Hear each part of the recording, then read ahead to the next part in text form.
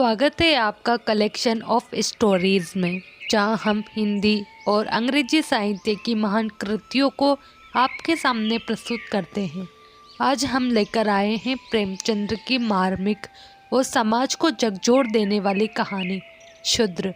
यह कहानी जातिगत भेदभाव, छुआछूत और सामाजिक अन्याय के खिलाफ एक क्रांतिकारी संदेश देती है। प्रेमचंद्र, जिन्हें हिंदी साहित्य का कलम का सिपाही कहा जाता है, इन्होंने अपने लेखन से समाज के सबसे अपेक्षित वर्ग की पीड़ा को उजागर किया। तो आइए प्रेमचंद्र की इस अमर कहानी को विस्तार से समझते हैं। इस कहानी का मूल भाव भारतीय समाज में व्याप्त जाति व्यवस्था और उसकी अमानवीयता को दर्शाना है। शूद्र शब्द अपने आप में उस अन्याय को दर्शाता है जिससे सदियों से एक वर्ग पीड़ित रहा है। प्रेमचंद्र ने इस कहानी के माध्यम से उस पीड़ा को शब्द दिए हैं जिसे समाज ने अनदेखा कर दिया था। यह कहानी एक दलित बालक की है जो जन्म से ही भेदभाव और अपमान का शिकार होता है। उसे शिक्षा, सामाजिक सम्मान और मंदिर प्रवेश से वंचित रखा जाता है, लेकिन क्या वह इन सामाजिक बेड़ियों को तोड़ पाता है? यही जानने के लिए हम आगे बढ़ते हैं। गांव के सिरे पर एक माँ बेटी झोपड़ी में रहती थी। माँ विधवा थी तो बेटी कुंवारी। घर में और कोई आदमी न था। बेटी गोरा बाग से पत्तियां बटोर कर लाती तो माँ गंगा पहाड़ झोंकती थी। इससे सेर भर अनाज मिल जाता तो दोनों खाकर सो पड़ती थी। इसी से उनका गुजर बसर हो रहा था। हर माँ की तरह गोरा की माँ को भी हमेशा यही चिंता रहती थी कि किसी तरह उसकी बेटी की सगाई हो जाए। पति के मर जाने के बाद गंगा ने कभी दूसरा घर नहीं बसाया, न ही कोई रोजगार शुरू किया था। तब भी माँ बेटी सुकून से रहती थी। इस बात को लेकर गांव के लोगों को माँ बेटी पर संदेह होता था। सबके मन में यही सवाल आता था कि दोनों स्त्रियां कोई धंधा नहीं करती, कोई मर्द भी नहीं है, तो फिर ये इतने आराम से कैसे रहती है? कभी इन्हें किसी के सामने हाथ फैलाते भी नहीं देखा। कुछ न कुछ गड़बड़ जरूर है। शूद्रों की बिरादरी बहुत छोटी होती है। 5-10 कोस से अधिक उनका दायरा नहीं होता। आखिर क्या कारण है कि कोई गोरा से शादी के लिए तैयार नहीं होता? गोरा की शादी के लिए माँ बेटी ने साथ कई तीर्थ यात्राएं की, उड़ीसा तक हो आए, लेकिन कुछ हल नहीं निकला। गोरा सुंदर और सुशील थी, लेकिन किसी ने उसे कुएं पर हंसते बोलते नहीं देखा था। उसकी निगाहें कभी ऊपर न उठती थी। उसकी ये हरकत गांव वालों के शक को और मजबूत करती थी। सभी को यही लगता कि कोई स्त्री इतनी सती कैसे हो सकती है। दिन गुजरते गए। गोरा की माँ चिंता में घुलती जा रही थी। उधर गोरा की सुंदरता, उसकी जवानी गांव वालों की नज़रों में चुभ रही थी। एक परदेसी गांव से दूर नौकरी की खोज में कलकत्ता जा रहा था। 10-12 कोस दूर पहुंचते उसे रात हो गई। उस समय वह एक गांव में पहुंचा। वह लोगों से किसी का हार का घर पूछते हुए गंगा के घर पहुंचा। परदेसी को देख गंगा बहुत खुश हुई। गंगा ने उस परदेसी से उसका नाम पूछा तो परदेसी ने बताया कि उसका नाम मंगरू है। इसके बाद गंगा ने मंगरू का खूब आदर सत्कार किया। उसके लिए अच्छे पकवान भी बनाए। धीरे धीरे दोनों की बातचीत भी बढ़ने लगी। इसी दौरान शादी की चर्चा भी छिड़ गई। मंगरू नौजवान था, तभी उसकी निगाह गोरा पर पड़ी। गोरा एक सुंदर और शांत हाव भाव की लड़की थी, जिसे देखते ही मंगरू भी मोह में पड़ गया और वह झट से गोरा से सगाई के लिए मान गया। उसने 2-4 गहने खरीदे और कपड़े उधार लेकर सगाई कर ली। गंगा बेटी दामाद को अपनी नज़रों से दूर नहीं करना चाहती थी, इसलिए दोनों गंगा के साथ ही रहने लगे। 10-15 दिन भी नहीं बीते थे कि मंगरू के कानों में कई तरह की बातें पड़ने लगी। बिरादरी के अलावा दूसरी जाति के लोग भी कई तरह की बातें बनाने लगे। मंगरू इन अटकलों से परेशान हो गया था, लेकिन वह गोरा को छोड़ना भी नहीं चाहता था। 1 महीने बाद मंगरू अपनी बहन के घर गया। बहन ने खाना परोसा। मंगरू ने बहनोई को साथ खाने के लिए कहा। बहनोई बोला, तुम खा लो, मैं बाद में खा लूँगा। मंगरू को कुछ संदेह हुआ। उसने साफ पूछ लिया कि आखिर बात क्या है। बहनोई बोला, मैं तुम्हारे साथ नहीं खा सकता। तुमने बिरादरी से बाहर शादी की है, किसी से न कुछ पूछा न कुछ बताया। जब तक पंचायत नहीं होगी मैं तुम्हारे साथ उठ बैठ नहीं सकता। तुम्हारी हरकत की वजह से मैं समाज से रिश्ता नहीं खत्म कर सकता। मंगरू तेजी से उठा और ससुराल लौट आया। मन बेचैन था। उसने किसी से कुछ नहीं कहा और रात के अंधेरे में गोरा को छोड़कर चला गया। इसी तरह कई साल बीत गए, लेकिन मंगरू का कुछ पता न चला। पति के गायब होने पर भी गोरा उदास न थी। वह हंसती खेलती, मांग में सिंदूर लगाती, रंग बिरंगे कपड़े पहनकर तैयार होती थी। अपने पीछे मंगरू एक भजन की किताब छोड़ गया था। खाली समय में गोरा उस किताब से कोई भजन गाती थी। पहले गोरा गांव की औरतों से ज़्यादा मिलती जुलती नहीं थी। दरअसल उसके पास उन स्त्रियों से बात करने के लिए कोई विषय ही नहीं होता था। गोरा के पास अब गृहस्थ जीवन की ढेरों बातें थी, जिसकी चर्चा वह गली मोहल्ले की औरतों के साथ करती थी। वह सभी को बताती कि मंगरू कितना अच्छा सहनशील है। तभी वहाँ मौजूद एक स्त्री ने पूछ लिया, गोरा, मंगरू तुम्हें छोड़कर क्यों चला गया? गोरा कहती, मर्द कभी ससुराल में रह सकता है भला? बाहर जाकर पैसे कमाना ही मर्द का असली काम है। वही जब कोई गोरा से ये सवाल करता कि मंगरू खत क्यों नहीं लिखता, इस पर गोरा मुस्कुराकर कहती, अपना ठिकाना बताने से डरते हैं, जानते हैं कि गोरा सामने आ पहुँचेगी। सच कहूँ तो मैं उनके बिना एक दिन भी नहीं रह सकती। एक सहेली बोली, तेरी बात हम नहीं मानते, जरूर मंगरू और तेरी लड़ाई हुई होगी, तभी इसी तरह बिना बताए वह तुझे छोड़कर चला गया। गोरा बोली, बहना, अपने भगवान से भी भला कोई लड़ता है क्या? जिस दिन ऐसी नौबत आई मैं कहीं जाकर डूब मरूंगी। कई दिनों बाद कलकत्ता से एक आदमी आया और गंगा के घर रुका। इत्तेफाक से वह मंगरू का पड़ोसी निकला। उसने कुछ पैसे और 2 साड़ियाँ गोरा के हाथ में थमाई और बोला कि मुझे मंगरू ने तुम्हें लेने भेजा है। यह सुनते ही गोरा की खुशी का ठिकाना न रहा। वह फटाफट जाने के लिए तैयार हो गई। गांव की औरतों से मिल आई और सबको अपने जाने की खबर दे आई। बेटी के जाने से गंगा मायूस थी, लेकिन साथ ही खुश भी थी। रास्ते भर गोरा के मन में हजारों अच्छे बुरे ख्याल आते रहे। बीच बीच में उसे अपनी माँ के अकेलेपन की भी याद आ जाती। डर सताता है कि बेचारी अम्मा अकेले कैसे रहेगी, सारा काम अकेले करना पड़ेगा, बूढ़ी दिन भर रोती रहेगी। इसी उधेड़ बुन में रास्ता कट गया। लगभग 3 दिनों बाद गाड़ी कलकत्ता स्टेशन पहुंची। गोरा का दिल जोर से धड़क रहा था। वह प्लेटफॉर्म पर उतरकर मंगरू का इंतजार करने लगी। बूढ़ा बोला, मैंने आसपास सभी जगह देख लिया, लेकिन मंगरू तो कहीं दिखाई नहीं दे रहा है, शायद अब तक आया नहीं है।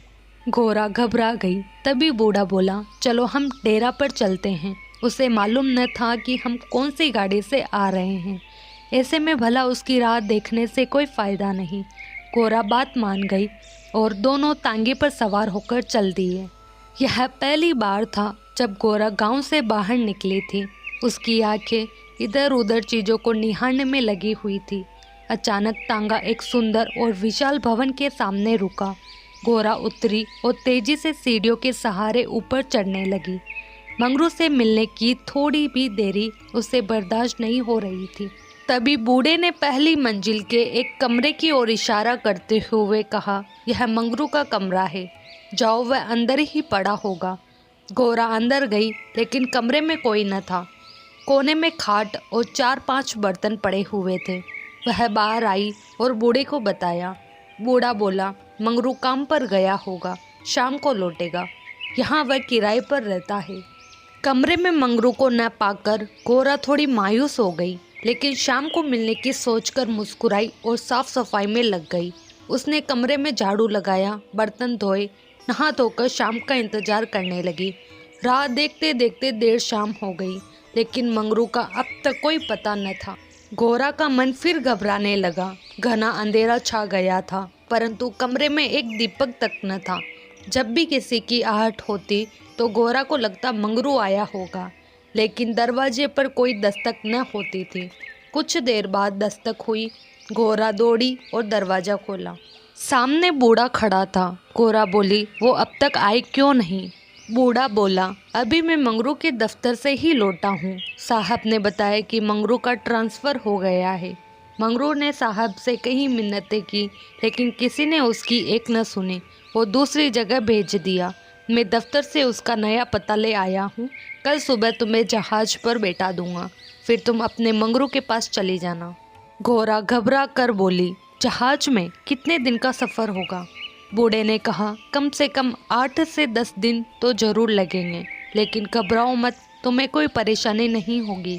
तय बात के मुताबिक अगले दिन घोड़ा बूढ़े के साथ मंगरू के पास जाने के लिए निकली। बूढ़े ने उसे जहाज पर बैठाया और विदा किया। जहाज जैसे जैसे किनारे से अलग हो रहा था, वैसे वैसे घोड़ा को लग रहा था कि अब उसकी अम्मा, गांव सब पीछे छूट रहा है। चारों ओर पानी पानी देख घोड़ा का मन अजीब हो रहा था। अनजान जगह में मंगरू को कहाँ खोजेगी, यह सोच सोच कर उसका दिल बैठा जा रहा था। जहाज पर कहीं स्त्रियां और पुरुष सवार थे। घोड़ा उन्हें देख और उनकी बातें सुन रही थी। तभी उसकी नज़र एक कोने में अकेली बैठी स्त्री पर पड़ी।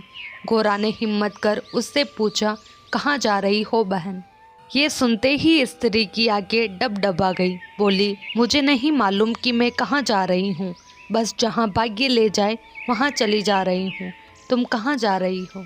घोड़ा बोली, मैं तो अपने मालिक के पास। स्त्री झट से बोली, बहन, कोई तुम्हें बहला फुसला कर लाया है, तुम किसके साथ यहाँ आई? घोड़ा ने कहा, मुझे एक बूढ़ा ब्राह्मण यहाँ बैठा गया, मैं तो अपने पति से मिलने कलकत्ता आई थी। स्त्री बोली, किनारे पर जो लंबा दुबला पतला सा बूढ़ा था जिसकी एक आँख फुली हुई थी, वही? घोड़ा, हाँ बहन, वही। स्त्री बोली, बहन, उसी दुष्ट ने मेरा जीवन बर्बाद किया है। भगवान करे उसकी 7 पुश्तों को नरक नसीब हो। उस कपटी के कारण मैं किसी को मुंह दिखाने लायक नहीं रही। अब जा रही हूँ मिस्र देश, वही मेहनत मजदूरी करके गुजर बसर करूँगी। ये सब सुनकर घोड़ा के मुंह से बोल न फूटे। वह सोचने लगी कि अब क्या करूँगी। उसे अपनी माँ, अपने गांव, सहेलियों की याद आने लगी। कुछ क्षण बाद हिम्मत करके बोली, अब क्या करे बहन? स्त्री बोली, अब यह तो वहाँ पहुँचने के बाद ही मालूम चलेगा। यह कहते कहते वह जोर जोर से रोने लगी और अपना दुख बताने लगी। घोड़ा ने हिम्मत दी तो स्त्री ने बताया कि शादी के 3रे साल में उसके पति की मौत हो गई। पति के ख्यालों के साथ वह किसी तरह जी रही थी कि एक रोज पापी बूढ़ा वेश बदलकर भिक्षा मांगने आया। उसने सन्यासी का रूप धारण किया हुआ था। मैं उसके जाल में फंस गई और आज मेरी यह दुर्दशा है। इसने मुझे पति से मिलवाने का लालच दिया। मैं बेवकूफ़ पति से मिलने की चाह में इस ₹100 की बात में फंस गई और इसके साथ चल दी। आगे की कहानी मुझे नहीं मालूम। अगले दिन जब मुझे होश आया तो मैं घर भी नहीं लौट सकती थी। अब बूढ़ा मुझे यहाँ ले आया, वो जहाज पर छोड़ गया है। स्त्री की बातें सुनकर घोड़ा को समझ नहीं आ रहा था कि वह क्या प्रतिक्रिया दे। वह बिल्कुल मौन हो गई थी। मंगरू से मिलन का सपना एक झटके में टूट गया था। घोड़ा को इस हाल में देख स्त्री बोली, भगवान पर भरोसा और साहस रखो बहन। हिम्मत पाकर घोड़ा बोली, मुझे अब तुम्हारा ही सहारा है। मैं और तुम दोनों अब साथ ही रहेंगे। स्त्री कुछ न बोली। दोनों एकटक नीले आकाश की ओर निहारने लगी।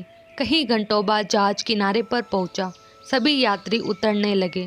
तट पर मौजूद एक आदमी सभी यात्रियों के नाम लिख रहा था। अब घोड़ा की उतरने की बारी आई। जैसे ही उसने पाँव नीचे रखा, वह चौंक गई। उसके शरीर में करंट दौड़ गया। वह जड़ बन गई। न कुछ बोल पा रही थी और न ही पीछे से आवाज़ दे रहे यात्रियों की बात सुन रही थी। ऐसा लगा मानो दुनिया रुक गई हो। घोड़ा के सामने वह दृश्य था जिसकी उसने उम्मीद छोड़ दी थी। तट पर खड़ा व्यक्ति जो यात्रियों के नाम लिख रहा था, वह कोई और नहीं बल्कि मंगरू था। घोड़ा इस क्षण 7वें आसमान पर थी। उसकी खुशी छिपाई नहीं छिप रही थी। मंगरू ने अपना हाथ आगे बढ़ाया। घोड़ा ने प्रतिक्रिया न दी। इतने में यात्रा के दौरान मिली स्त्री ने घोड़ा को कोहनी मारी। घोड़ा लड़खड़ा गई। मंगरू ने उसे थाम लिया। स्त्री, क्या हुआ? इस आदमी को पहचानती हो? घोड़ा बोली, बहुत अच्छी तरह से। यही तो है वे जिनसे मिलने के लिए मैं घर से निकली। स्त्री बोली, अच्छा तो ये तुम्हारे पति हैं, अब तो तुम मेरे साथ ना आओगी, मुझे भूल जाओगी। गोरा बोली, क्या ऐसा भी हो सकता है भला, तुमने मुझे सहारा दिया है। मंगरू इन दोनों से दूर अपने काम पर लगा हुआ था। वह यात्रियों से जानकारियां जुटाने में व्यस्त था। गोरा कोने में खड़ी मंगरू को निहार रही थी। कुछ देर बाद उसका काम खत्म हुआ और वह गोरा के पास आया। मंगरू, तुम कौन हो, क्या नाम है तुम्हारा और कहाँ से आई हो? गोरा मंद मंद मुस्कुराई और बोली, गोरा नाम है हमारा, मदनपुर बनारस से आए हैं। मंगरू ने उसका हाथ थाम लिया और आंखों में आंसू लिए बोला, भला तुम यहाँ आई कैसे? गोरा ने उसके आंसू पोंछे और चौंक कर बोली, तुमने ही तो बुलावा भेजा था, सो मैं आ गई। मंगरू को समझ नहीं आया कि गोरा क्या कह रही है। उसने बोला, मैंने कब बुलावा भेजा? भला मैं तो पिछले 7 सालों से यहाँ कैद हूँ, चाहकर भी घर नहीं जा सका।